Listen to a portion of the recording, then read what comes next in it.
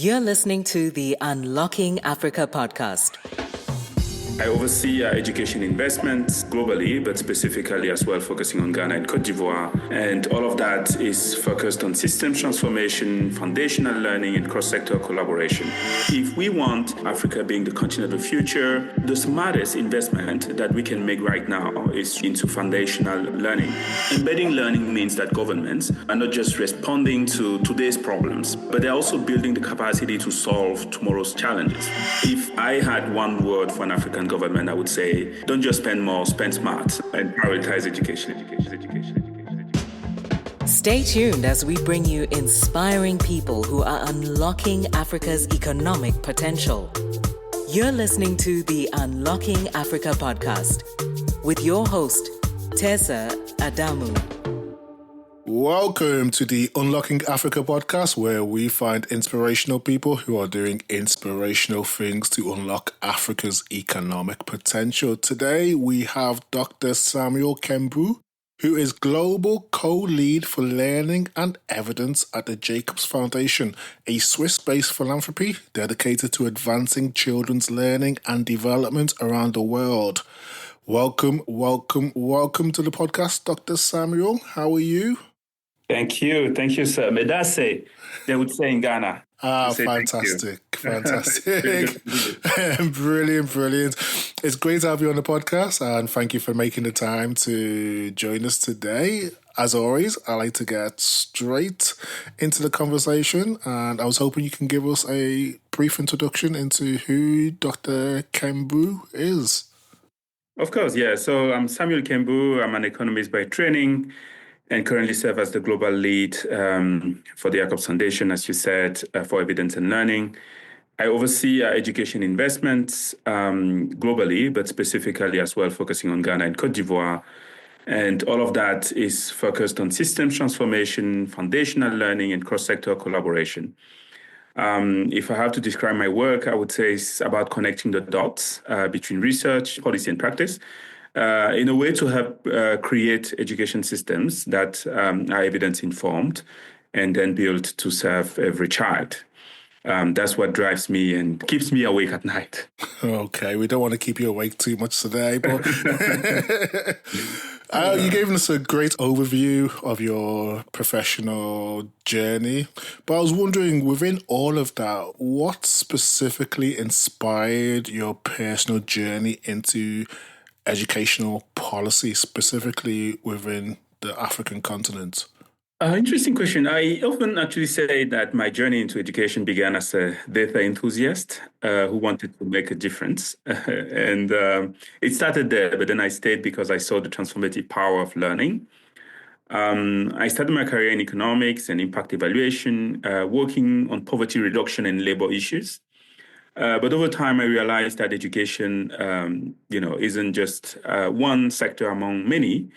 It's actually the engine that powers opportunity across generations. So what drew me in and actually keeps me here is the chance to help reimagine education systems in Africa. Not, in a way that is goodwill promoting it, but really having rigorous evidence, strategic investment, partnerships that will shift the whole system. And I'm particularly passionate, about ensuring, being an African myself, that African solutions are shaped by African voices that are rooted in local realities, guided by data, and not only assumptions about our continent. So that's a little bit about my inspiration. You've detailed what drew you in and has led you to the work that you're doing now at the Jacobs Foundation. So I was hoping you could tell us a bit more about the Jacobs Foundation in terms of its mission, focus area. Of course, yeah, sure. The foundation is actually a Switzerland-based philanthropy, as you said in the beginning, committed to advancing child and youth development with a strong focus on education and learning ecosystems. And over the past 35 years, the foundation has really supported cutting-edge research, scaling innovative interventions in different countries. I'm sure we're going to talk about that.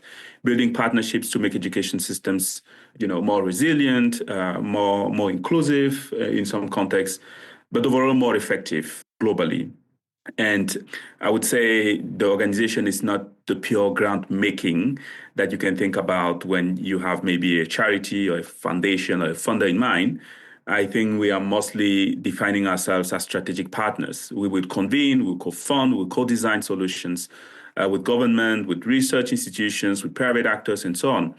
And overall, we are really committed to using evidence, I would say, as a compass, not just to assess what works, but really to inform how systems evolve. So it's a very, passionate organization, and I've been very privileged to be working there for a couple of years now. And I guess part of your work is seeing or using education as a catalyst for development. So this might sound like an obvious question, but from your perspective, why should African governments and development partners prioritize investments in education right now? Well, interesting, especially in the context where we see cuts in education funding. Well, education is a great multiplier. Investing in education strengthens health systems, economic growth, gender equality, democratic governance, and so on. Educated people are the ones that you and I would want to be working and dealing with.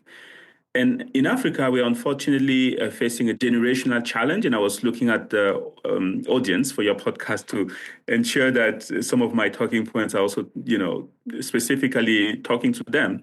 We have a fast-growing youth population with too many children in our continent that are either, out of school or being at school but not learning, which is very, very concerning. And if we want Africa being the continent of the future, the smartest investment that we can make right now is really, really into foundational learning, which is basically ensuring that every child can read, can write, and can think critically from an early age. So I would say African government should not be only thinking about spending more, which is a little bit the movement that we see across the board, but spending smarter, basically spending on what works.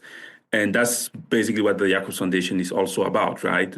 Putting data, evidence, collaboration at the center. And this is where it becomes really powerful. So if I had one word for an African government, I would say, don't just spend more, spend smart and prioritize education. Yeah. Don't spend more, spend smart. And one of the things that you advocate is evidence-based learning or evidence-based education. Yeah. Can you tell us a bit more in terms of what that actually means in reality? Absolutely. So what we mean by evidence-based education is naturally you could imagine that it means having more data and having more reports or having more documents available. But actually it's only about using the right evidence at the right time to make right decisions or better decisions. So in practice, it means, investing in approaches that are proven to work. And we know them in the education sector. Some of them are, differentiated instruction, early grade reading support, and so on and so forth. And importantly, scaling them with fidelity. And the scaling is an important element of this because that's where you reach the masses and that's where you drive the change at a different level. I think what we also mean by evidence-based is an aspect that doesn't often come across, but it's also being able to listen to communities, to teachers, those stakeholders being oftentimes the sources of real-world insight, policymakers, by the way, politicians and others, and making sure that when you think about policies, when you think about education practice, what a teacher does in the classroom every day, all of that is shaped by rigorous research and also elevating the lived experience of others and studying that in a very disciplined way to see what are the elements that can be implemented at scale. So evidence-based, I would say, going back to my point, right evidence at the right time to make good decisions. So going on from this, how can we ensure research and data are actually informing at the classroom level and also policy decisions? Well, that's a $1 million question, isn't it? Very much. Yeah. Well, I would say I've been in the sector for a couple of years, and one of the mistakes I've seen is that people are not designing for use from the start, right? So you would often see interventions being floating into context, almost like flying interventions from one context to the other. I would say in one of the ways in which you could do that, and one of the ways in which we've seen it happening, is through what I would call maybe, translators and systems that are built to learn. And I want to give an example here, taking from our work in Ghana, where we have set up, for instance, Ghana Education Evidence and Data Lab, or we're in the process of setting it up. It's a kind of a national education evidence lab. If you think about the lab, it's basically a place where you study a lot of things before you put them out into the public domain, right?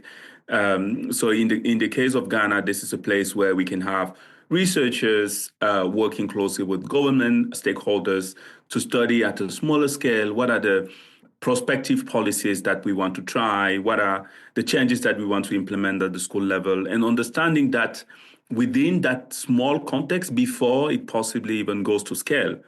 So I think it's really, in this case, to ensure that data is really informing classroom level and policy decision. I think there's an element of moving from research almost as a report to research as a dialogue, right? And this is where these mechanisms come into play, making sure that learning is not sitting on shelves and no one is ever looking at it. This is the mindset shift that we are in, and that we need to improve and continue to do in order to have research shaping really classroom and policy decisions, in my opinion. I don't know what you think, but that's the way I think about it. Thank you for sharing that. I guess from the work you've done so far and what you've seen so far, why is it important to embed learning and evidence into the structure or the DNA of national education systems? Well, good question. I think education systems that are able to learn are the ones that are able to improve, right? Yeah. If you learn about your behavior, then you can just improve from it. So embedding learning means that governments, are not just responding to today's problems, basically, but they're also building the capacity to solve tomorrow's challenges, right? And by doing that, you're almost creating the resilience, resilience not to shocks like COVID, but to shifting needs over time, because in our continent in particular, needs will be changing, needs will be evolving, needs will be growing, and we have to be aware of that. It's therefore important that as you are doing that, as a policymaker, you're also able to build trust with your constituencies and strengthening almost a social contract. So I'm just throwing some ideas to see what's interesting. Yes. But I feel that's quite important in our context, especially in Africa these days, yeah. You mentioned something quite important there in terms of this educational approach can help build the capacity to deal with tomorrow's problems. So That's right. What role can evidence-based education play in building long-term economic growth specifically? Yeah. I would just give the example of foundational learning. You remember I told you about foundational learning being kind of focusing on basic skills such as knowing to read, to learn, to write, and to have strong socio-emotional skills. What you can make as a very realistic assumption is that countries that invest in foundational learning would see their long-term gains just by the virtue of doing that, reap long-term benefit in terms of, higher productivity, a better labor market, higher innovation in their context, and so on and so forth. Maybe also improving societal issues around inequalities and so on and so forth. So there's research showing, for instance, that each additional year of quality education, and quality is the key word here, is able to raise lifetime earnings by a factor of like 10%. Which is massive, but it only works if really education is meaningful, and that's where evidence will then come into play. We need to know what works, and we scale it with fidelity, with integrity, as we say in our domain. If you do that, you are building the human capital that will fuel an inclusive growth for decades to come, and that's almost a path for Africa to follow. So countries with strong education systems, if I have to put it differently, are better positioned to adapt to crisis and to also lead global innovation in the long term. We, once again, I said it, Africa will be home to the youngest population on Earth in the coming years to come. And we need to think as Africa is growing and developing, it will be really, really fundamental for learning to be of a high standard for our younger brothers and sisters on the continent to prepare our world, basically, because this is a world problem for one of the biggest demographic shifts that we are going to witness in history. Thank you for sharing that. So if you look at some of the initiatives, you have the Scale initiative as well, which is Yeah. part of what you are working or delivering. Yeah. Can you tell us a bit more about the Scale initiative in terms of what are the goals for African education systems? Absolutely. Happy to. Thank you for having us to talk also about SCALE. So SCALE stands for Systems Change Architecture for Learning Excellence. And I would say it's exactly that, right? It's a bold architecture for rethinking a little bit how we do education reform. And it's a program that we are launching in Ghana in 2 weeks. And it brings together the government, philanthropy, the cocoa industry, the Global Partnership for Education in a co-investment model. All of that to improve foundational learning for every child in Ghana. Are very simple. The goals are very simple but ambitious. We want to support teachers in the country. We want to align policies with evidence, and we want to strengthen local systems so that change is not only deep, which we will have, but that change is also sustainable and scalable. So we've designed this program to really demonstrate as a foundation what is possible when reforms are system owned, if I may put it that way, when they are evidence informed or evidence based, and when they are financed by a collaborative. And I want to acknowledge all of the co-funder and co-investors into this. So the ambition is really to help transform how education is structured, how education is delivered in the country through national policy, teacher training, and local innovation. So if you're in Ghana in 2 weeks, you will be welcome to join us at the Swiss Embassy where we have the partnership signing event. Oh, brilliant. Oh, brilliant. So looking at this, how does Scale help bridge the gap between innovation and sustainable systems? That's a very, very good question. I'm impressed how you can go into the depth of some of these questions, given also the broad scope of your podcast. So quite impressive, and congrats on that. Thank you. I think by ensuring that you're embedding proven innovations into systems within national structures, what is meant there, if you think about what I mentioned on differentiated instruction, for instance, that's a proven innovation. That's something that has been tested and piloted. When I say tested, you understand what it means. Basically, it's backed by existing evidence. So that's one way where you kind of bridge that gap. But secondly, I think it's really, really important to build the structures. It's almost like building the foundations. You can come and solve an issue, which is what we've seen across the board in the international development sector. But we need to pass that a little bit and build the structures, build the systems. And in the Scale one in particular, we are having the Ghana Education Evidence and Data Lab as a system level intervention that will support the ministry. As I already described a little bit that part on the research, but there's also more on the capacity support and all of that in a way that is almost modeling what it is to be an education driven organization. And we are also doing that lastly through deepening the work through communities. So we have what we call a Communities of Excellence program, which is basically also placing decision making on local learning needs. This is very, very important. And this is where decisions on learning needs are in the hands of district and local communities, which is very well adapted with the realities of our context. So I would say those are ways in which we kind of bridge that gap between innovation on the one side and sustainable system level reform on the other side. Brilliant. You touched on the work you're doing in Ghana. So what lessons have emerged on system strengthening in countries like Ghana and Cote d'Ivoire? Yeah, of course. So the foundation also has operations and have been supporting activities in Cote d'Ivoire. As I was preparing for this, I think I put down 3 main lessons that really stand out. Number one, systems should be driven by the government. I think it's really, really, really important. Change happens, when governments feel supported, and they should be in the driver's seat. And I think this is really, really important. Oftentimes, we see very, very impressive programs but they have an issue of scalability or an issue of ownership because those are driven by other parties or stakeholders than the government. Number two, co-creation. Co-creation is everything. I have to say that our best results, our best outcomes, and our best ideas come from, sitting down when I go to Ghana and sit with officials and, communities, and go to Cote d'Ivoire and do the same. And also co-funders in this case.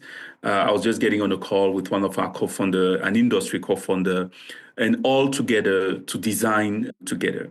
And third, I think one of the lessons is also that we should have evidence traveling both ways. I think I've highlighted a little bit this idea of evidence traveling from research almost to the classroom to evidence labs and so on and so forth. But we've seen interesting work from organizations like UNICEF, for instance, which is quite insightful as well, where there's also an attempt to elevate evidence from almost grassroots to policy, which is another way of thinking about this. So I would say those three core elements, right? Systems should be driven by the government. Co-creation is key, and three, evidence is at the core, and it has to travel both ways. Those would be the three lessons that I would say are emerging from what we are doing. You touched on the co-funding aspect. We understand there's a new $80 million co-funding initiative launching in Ghana this month. That's right. Yeah. Can you tell us a bit more about that? Yes, there's an 80 million co-funding initiative launching in Ghana this month. One core component of that program is called SCALE, Systems Change Architecture for Learning Excellence.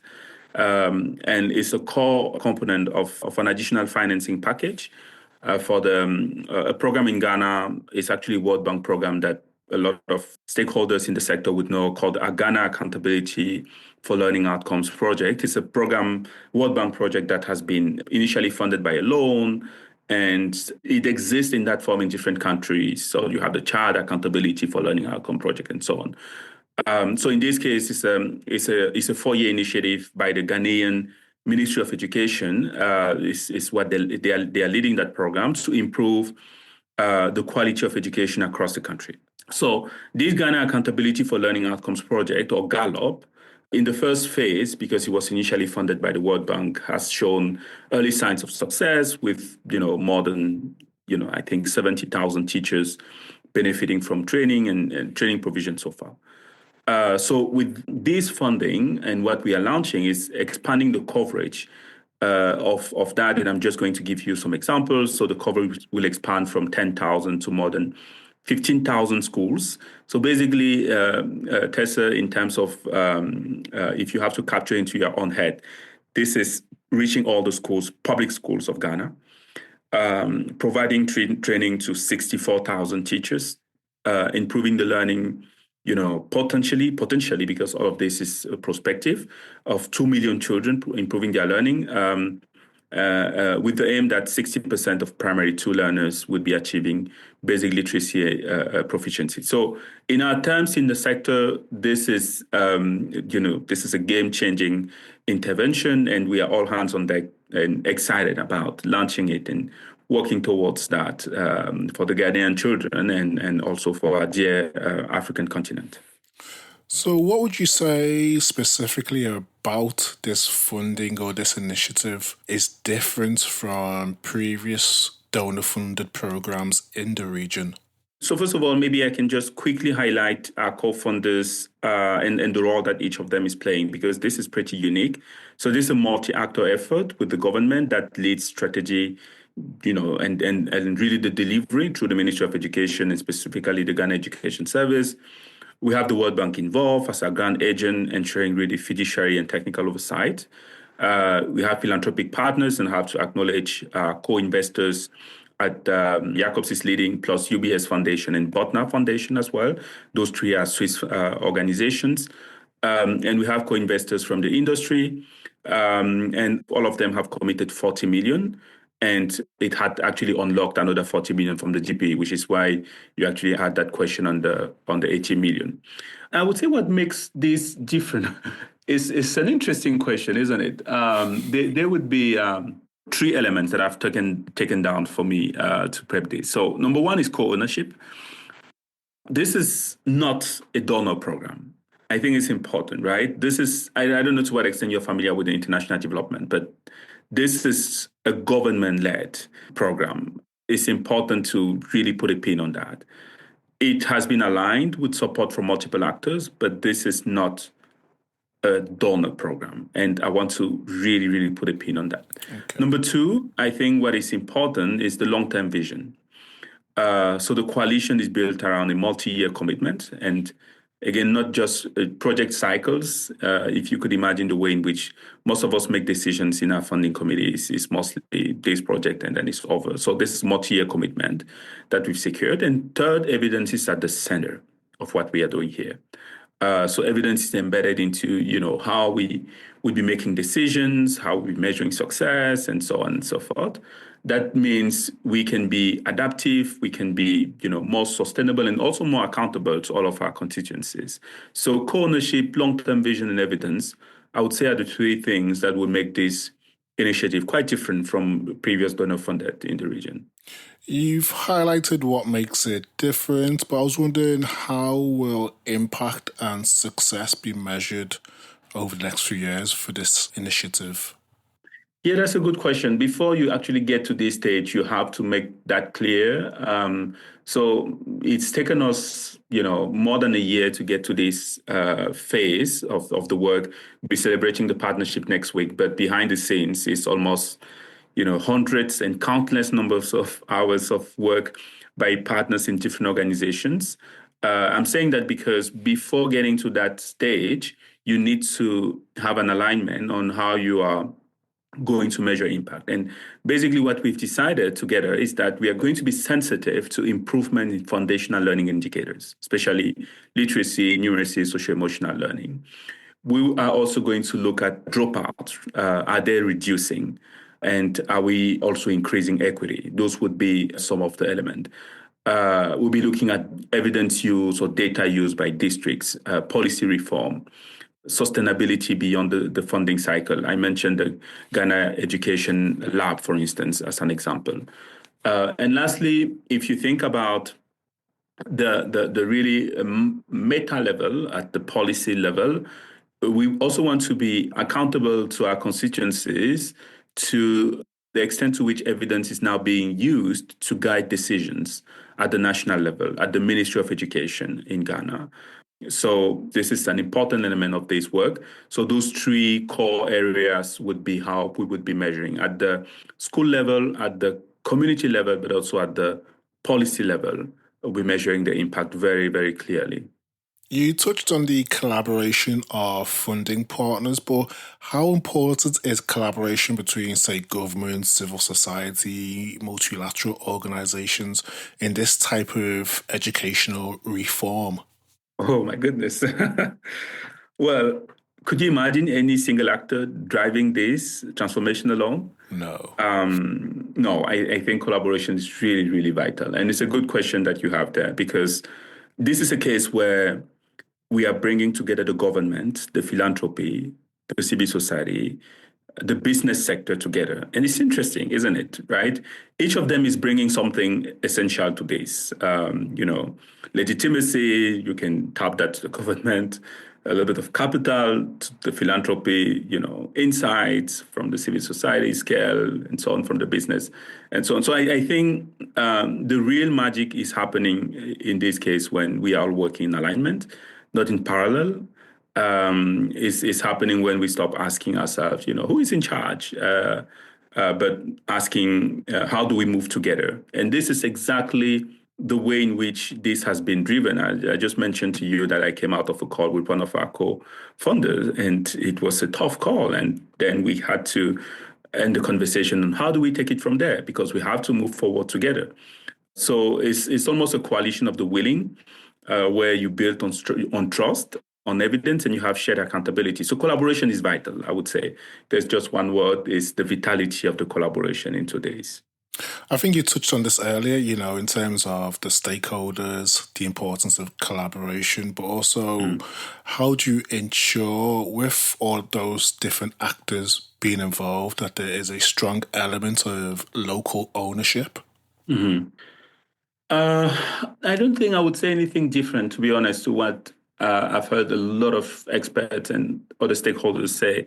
I think you have to work with ministries, with local stakeholders from the start, ensuring that you align with national strategies, national priorities. And it's important. So if you think about the way in which it has happened in Ghana, there was a lot of consultations with all the development partners, all the agencies of the government. All of them had to be part of this process, which is why I actually talked about co-ownership or co-creation. And secondly, you ensure co-ownership by embedding interventions in the public systems. And this is key because government in our context are the ways in which society is organized. And that's the way in which you can just ensure that you are, to some extent, reaching scale and reaching the most vulnerable population. And lastly, I think you ensure ownership by listening. You have to listen to children, you have to listen to communities, you have to listen to local researchers, and it's difficult, because that means it takes more time. But those are the only ways in which you can really make sure that local ownership is there, I would say. I don't know if that answers your question. Yes, it definitely does. So I guess looking forward, we've seen global aid budgets under pressure. That's right. Yeah. You've managed to still launch this initiative with $80 million funding. Yeah. How can we protect and prioritize education financing on the continent in the future? That's one of the most important questions. I want to be a little bit provocative, if you allow me. Of course. First, I think we need to make the case for education, as an economic infrastructure, I would say. Not as a soft sector. When education ministers, just to put it bluntly, are not the most powerful ministers in our continent. And that needs to change, and that means if they are powerful, that would imply also that they are able to drive more resources, more government budget, more taxpayer money into the education sector. So I think that's the first thing. We need to make the case for education as almost as an economic infrastructure in the pure sense. And we tend, because outcomes are not tangible, you cannot touch learning outcomes. So if a child is improving in learning, you cannot touch it. Therefore, people don't realize when you compare to roads, and it's also not politically attractive. It's not politically sexy, if you allow me. I think secondly, we also need to make smarter financing models. This is one of the ways in which we can really close that funding gap.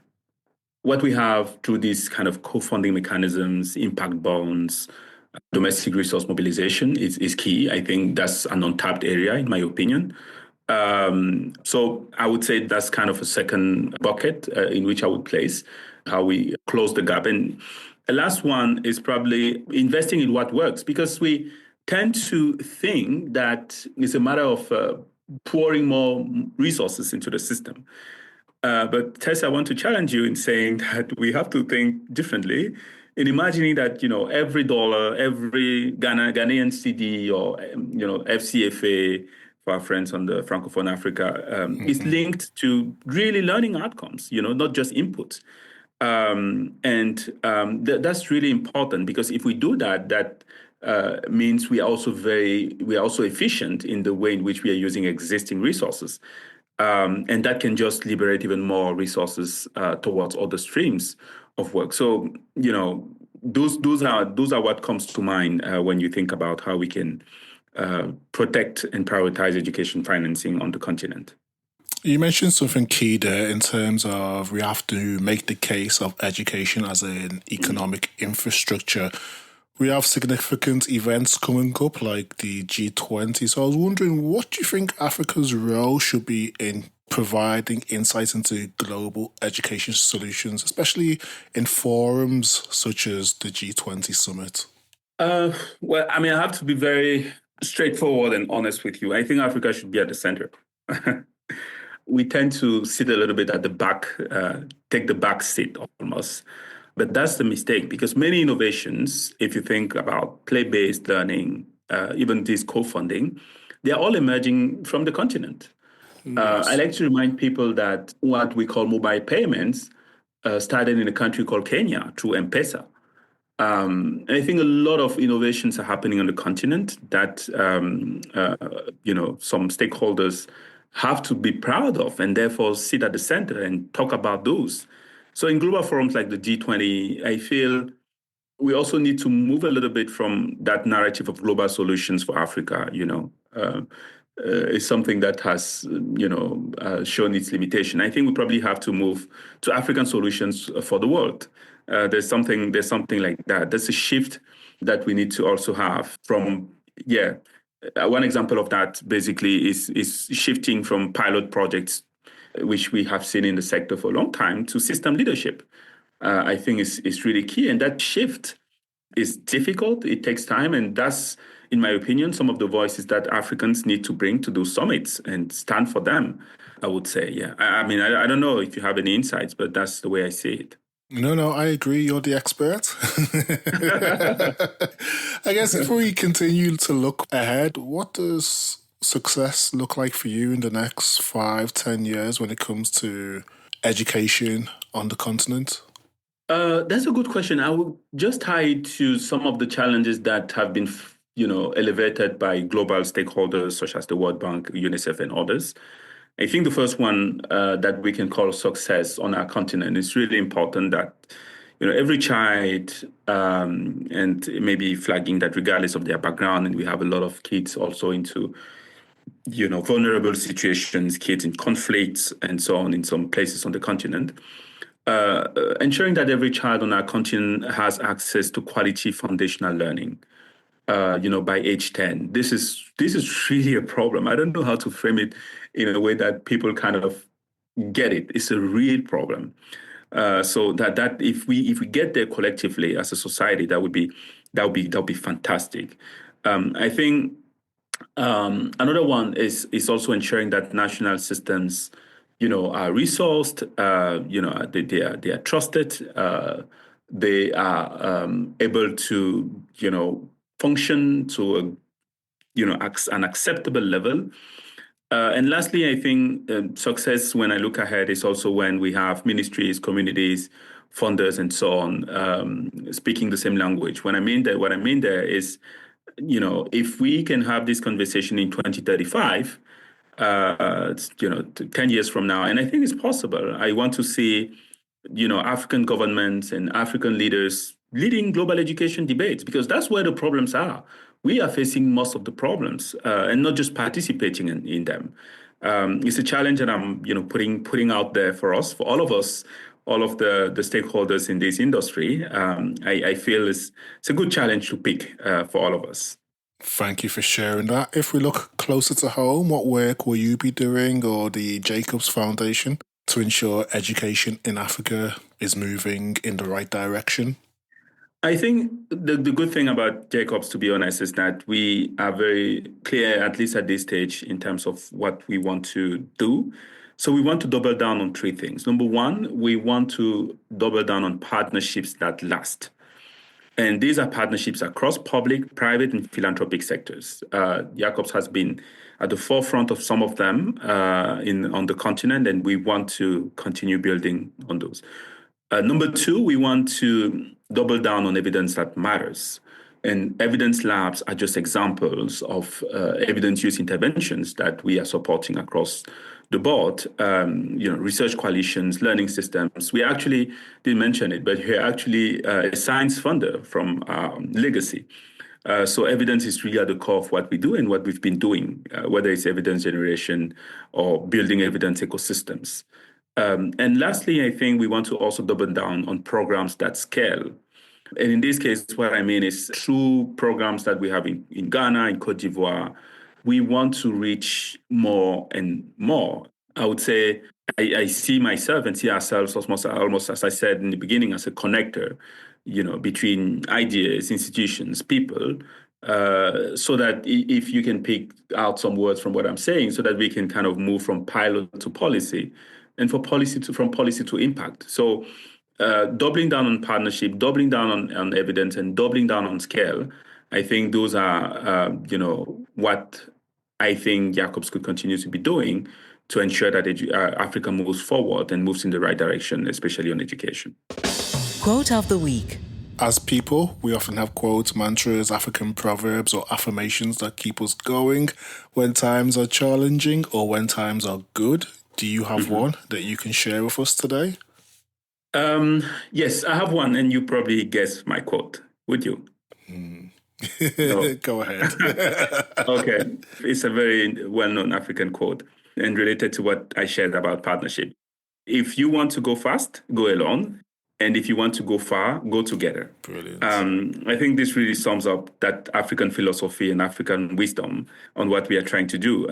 True systems change takes partnership. It takes humility. It takes persistence. And I've been really, really inspired by this in tough moments, working towards negotiating some of these partnerships. I think by going through those difficult moments, I just imagine that it's a way of going far and not simply going fast, yes. Which would not help us. Yeah. Fantastic. Thank you, Dr. Kembou, for such an educational conversation. Thank you so much.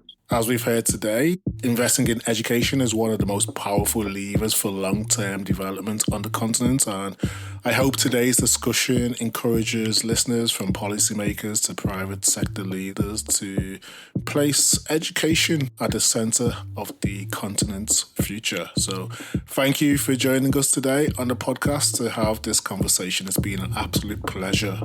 Thank you for hosting me. Speak soon. Thank you.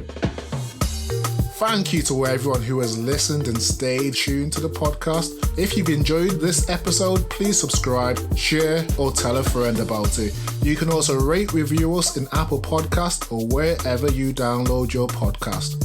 Thank you and see you next week for the Unlocking Africa podcast.